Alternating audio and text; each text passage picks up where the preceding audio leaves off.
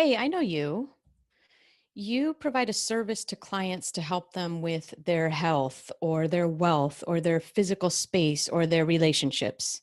You might call yourself a health or wellness practitioner of some sort, a professional organizer. You might provide marketing services. You might be a wealth manager, CFO, a therapist, a life coach. It doesn't matter what you call yourself. What you do is transformative.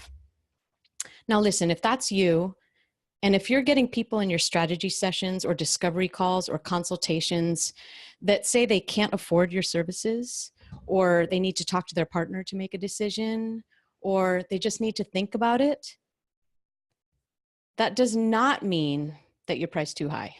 And it doesn't mean that the people that want your services most never have enough money. And it doesn't mean that you need to put your prices on your website so these people don't even contact you in the first place. And just a side note, that is definitely wrong, because regardless of whether someone can pay for your services now or not, you want to be able to nurture them long term. So no, it simply means that you don't have an effective sales pipeline. That's it.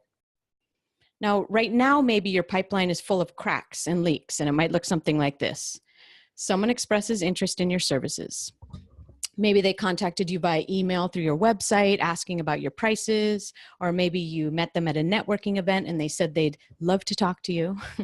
So you respond by reaching out to try and get them on the phone to hopefully enroll them as a client, right? You play a bunch of phone and email tag to try to nail down a date. And half of the time, these people disappear into the ether. You just never hear back from them. You follow up several times, nothing. And you know you're supposed to keep following up. You know you're supposed to do that, but you don't have a system for it, and you don't really want to keep bothering them anyway. If you do finally get someone on a call, most of the time they're clearly not committed or ready to move ahead. And that's when you hear the good old, "I don't have the budget for that right now," or "Okay, I'll think about it." And you feel disappointed or annoyed yet again because you've spent your time and energy on someone who clearly wasn't ready or wasn't committed. And then you don't have a system to stay in touch with these people either. So that's that, and you'll probably never hear from them again. Sound familiar? So listen, you can fix that.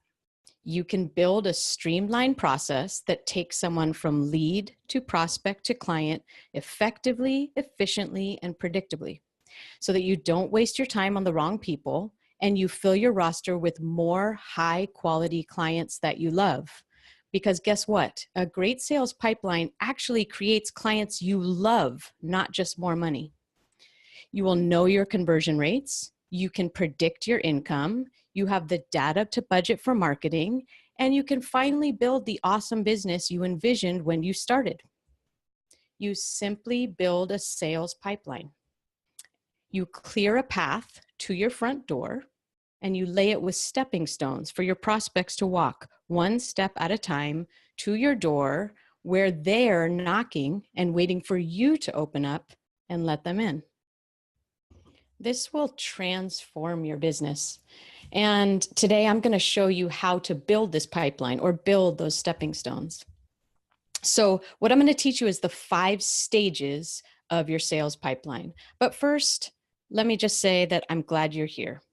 My name is Joanna Sapir, and I'm a marketing and sales coach for health, wellness, and lifestyle professionals. And I've worked with hundreds of coaches and consultants that are great at providing their services, but not so great at the business stuff like marketing and sales.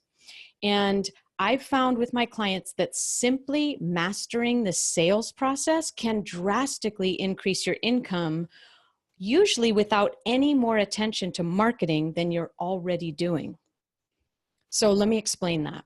If you get 5 leads per month right now, and you only are able to convert 20% of them to paying clients, that means you've got 1 new client per month. Now, if you learn how to do sales properly and you build this sales pipeline, you increase your conversion rate, and you can end up with 2, 3, 4, maybe even 5 new clients per month from the exact same pool of leads you had before. You get it? So you build this sales pipeline to convert more of your prospects to great clients. Now, what happens with businesses that don't have a proper sales pipeline, that don't have a sales strategy?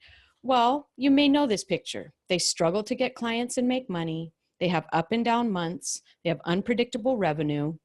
And they're always hustling for more leads. That's what they always say. I need more leads.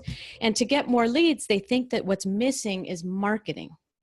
And let's think about this for a second. If there's no system to convert new leads to clients, then they're just wasting their time and energy and throwing money away, literally, on marketing. If they're getting more leads through marketing but don't know how to convert them to clients, they are throwing that money and energy and time away. So I'm here to help you today to show you how to build that pipeline in your business to convert those leads to clients. In fact, you may be able to convert up to 80% of your prospects to clients. Let's get right into the 5 stages to build into your sales pipeline now. You might want to grab a pen and paper and take some notes. In fact, there's a download below this video available for you, and you can take notes directly on it. So let's hop in. Stage 1 is the offer. Now, when someone expresses interest in your service, they might start asking you questions about how you work with clients, who you work with, how much your services cost, what the price is, what exactly you do, how you might be able to help them. You want to be able to offer them the opportunity to take the next step with you, which is for a free consultation. So you can call your consultation anything you want. Some of the more common general terms are a strategy session or a discovery call. These are the same thing. And you can kick that up a notch by putting your ideal client's goals and desires into the name for your consultation, so you have a more descriptive and enticing offer. You might have a fitness strategy session, or a get organized strategy session, or a get your life back strategy session. Now, you need to have this free offer that you invite them to, and they need to accept the offer in order to make it to the next stage. That's a key point. So that next stage, after they've accepted the offer, is to pre-screen and pre-qualify them. This is a powerful step that serves as a filter. You need to ask specific questions that filter out the people you don't want and carry the people you do want to the next stage. You might ask questions about their goals, why they reached out, and why they want to work with you to make sure that they're a fit for you. Because the consultation process, the whole sales process, is as much about making sure that they are the right fit for you as you are for them. Now, if you want to pre-qualify on price, if you get people telling you that you're too expensive, then you can share in the pre-qualification process the general cost of your services. We're not talking about the specific cost of any specific packages. We're talking about a simple range of prices. You might say something like, my services range from this amount to this amount, depending on which option you choose and what's best for you. And then you ask, is that in your budget? Simple as that. You can see that this eliminates the problem later down the pipeline of doing a consultation with someone that's not willing to invest, right? With this simple question, your prospects will be entering your consultation with an understanding of your price range. You can ask any other screening questions that you want or need as well, based on how your consultations usually go. You might ask, is there anyone else involved in the decision of you working with me? How soon are you looking to take action on this problem? Do you know where I'm located and can you get here each week? Or do you have a stable internet connection and computer to meet online? The pre-screen and pre-qualification process is one of the most important stages of the pipeline. And when businesses don't do this right, when they do it wrong, they waste a lot of time and energy consulting with people that aren't a good fit. Okay, so once a lead has been screened and qualified, they are now called a prospect. And the next stage is to prime and prep your prospect for the consultation itself.